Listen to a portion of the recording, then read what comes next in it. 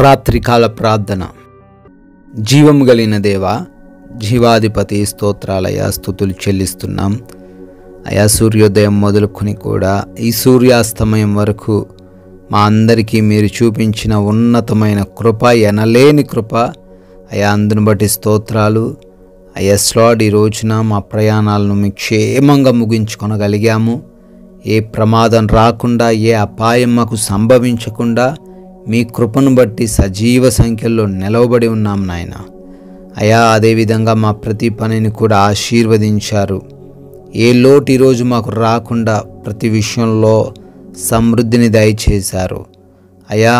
మీ పాద సన్నిధిన కుటుంబంతో కలిసి ఈ విధంగా ప్రార్థించుకునే గొప్ప భాగ్యమును, విలువైన అవకాశమును, ఎవరికి లేనటువంటి ఉన్నతమైన అవకాశమును మా అందరికీ ఈ రాత్రి కాలంలో దయచేసినందుకు కూడా మీకే లెక్కించలేని స్తుతులు, స్తోత్రములు, వందనములు చెల్లిస్తూ ఉన్నాం తండ్రి.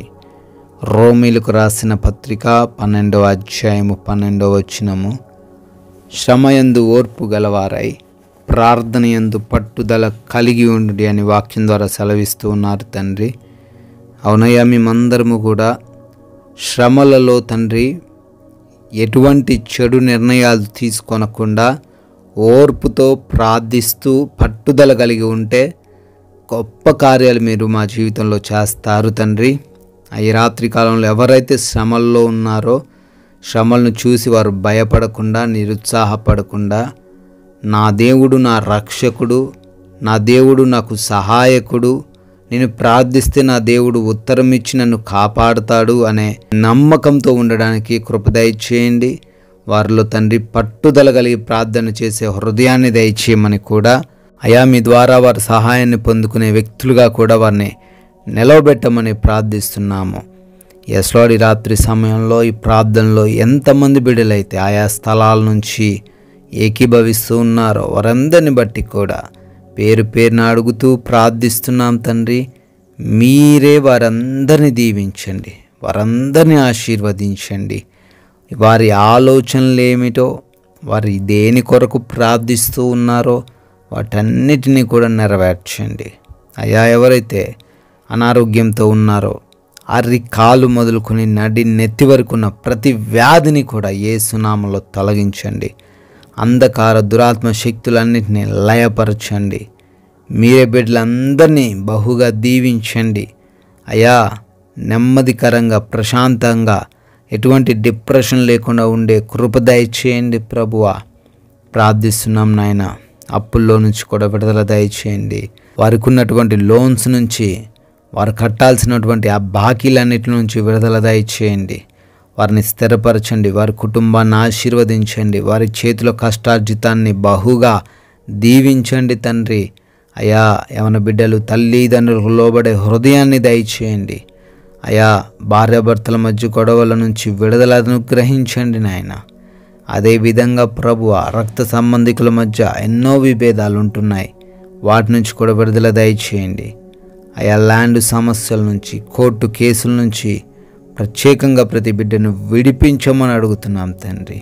వివిధ దేశాలకు బిడ్డలు ప్రయాణించాలని ఆశపడుతూ ఉండగా, వారి చదువుల నిమిత్తం, వారి ఉద్యోగాల నిమిత్తం ప్రయాసపడుతూ ఉండగా, ఆ వీసా ఇంటర్వ్యూస్లో, ఇమిగ్రేషన్స్లో మీరు తోడై ఉండండి ప్రభువ. ఆయా దేశాల్లో ఉన్న ప్రతి బిడ్డకు, వారి చదువులకు, వారి పనులకు మీరు తోడై ఉండమని కూడా బ్రతిమాలుకుంటున్నాం తండ్రి నాయన. గర్భఫలం లేని ప్రతి బిడ్డకు సంతాన సౌభాగ్యం అనుగ్రహించండి. అదేవిధంగా నాయన, సొంత గృహం కోసం ప్రార్థిస్తున్నారు, మంచి గృహం వారికి, సొంత గృహం వారికి దయచేయండి తండ్రి.